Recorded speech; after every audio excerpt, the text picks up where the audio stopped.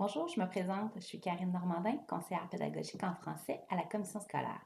Aujourd'hui, je vous propose une capsule sur l'épreuve unique en français de 5e secondaire qui concerne les sources. Donc, je vais vous rappeler ce qu'est une source, comment les inclure dans votre texte et les erreurs à éviter. Donc, tout d'abord, je me réfère au référentiel de la commission scolaire sur l'épreuve unique pour revoir ce qu'est une source. En fait, la première chose importante à différencier, ce sont les éléments d'information ainsi que les sources. Les éléments d'information, c'est ce qu'on va prendre dans un texte, dans un site Internet pour venir appuyer notre argumentation, tandis que les sources, elles, nous indiquent d'où proviennent ces éléments d'information.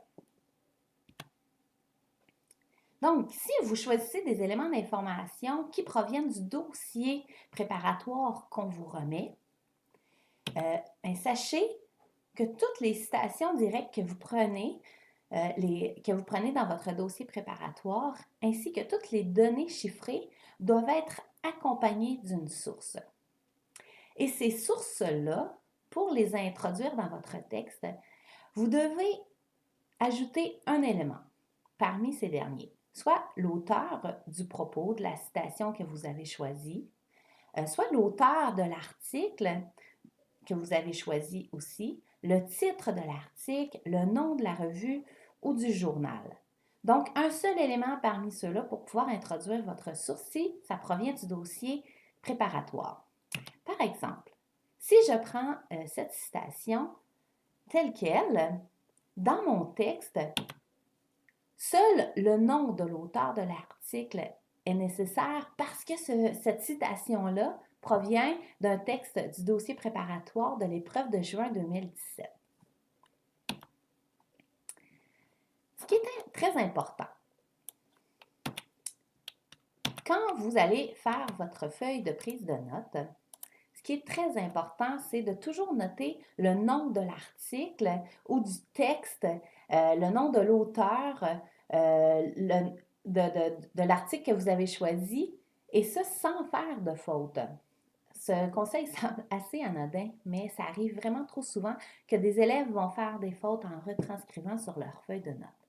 Si je reprends le même exemple que tout à l'heure, la même citation, sur ma feuille de notes, je pourrais inscrire le titre du texte, une paire de jeans dans l'environnement, le nom de l'auteur, Julie Roussel, et là, j'ai mis le paquet, j'ai tout mis, le site Internet duquel a été tirée cette citation-là, et le site Internet a été consulté le 29 août 2016. Mais dans mon texte, je vous rappelle qu'une seule information parmi ces dernières doit être introduite.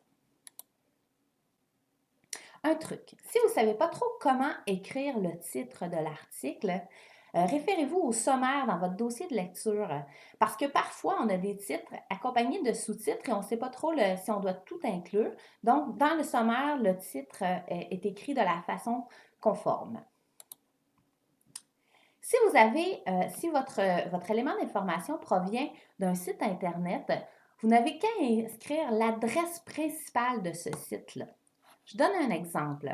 Ici, c'est toute l'adresse qui a été inscrite dans votre dossier préparatoire. Par contre, dans votre texte, pour introduire la citation, vous n'avez qu'à inscrire l'adresse principale, soit lapresse.ca. Et en comptant vos mots, vous ne comptez qu'un seul mot pour lapresse.ca.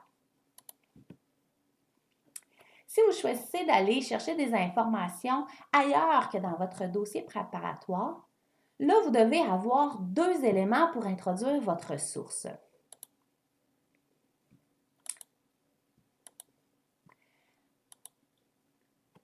La majorité des erreurs qui concernent les sources sont pénalisées dans le critère 1, adaptation à la situation de communication, qui vaut tout de même 30% de votre résultat. Donc, voici les erreurs qu'il faut éviter justement pour ne pas être pénalisé dans ce critère-là.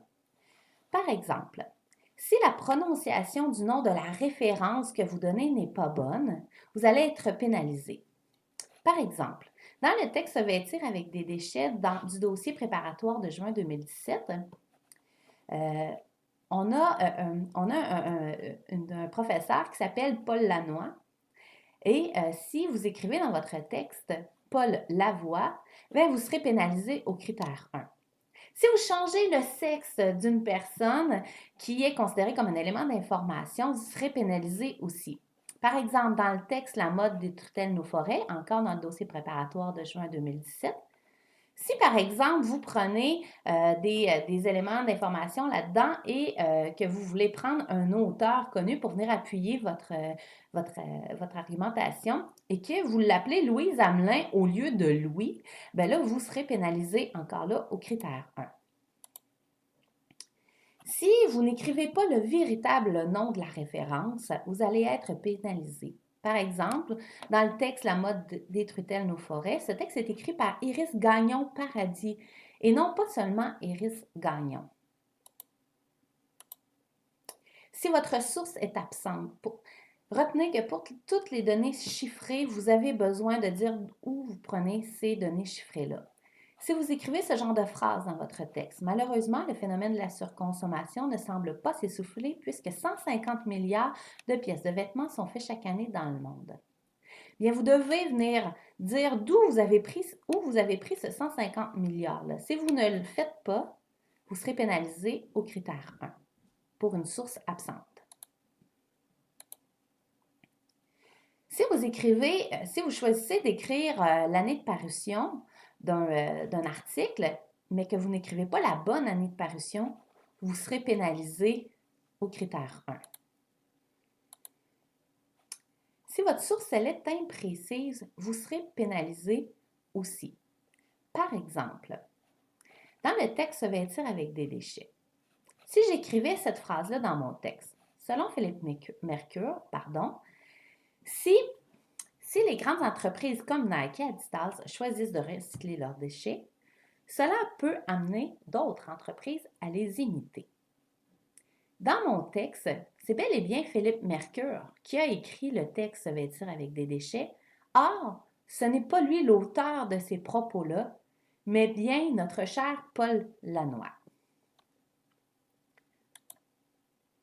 Une autre erreur à éviter, encore dans l'imprécision des sources, si je reprends Paul Lannoy encore et que j'écris par exemple qu'il est professeur d'économie à l'Université de Montréal, bien, je serai pénalisée en source imprécise parce que il n'est pas seulement que prof d'économie, mais il est professeur d'économie appliquée et non pas à l'Université de Montréal, mais bien à HEC Montréal.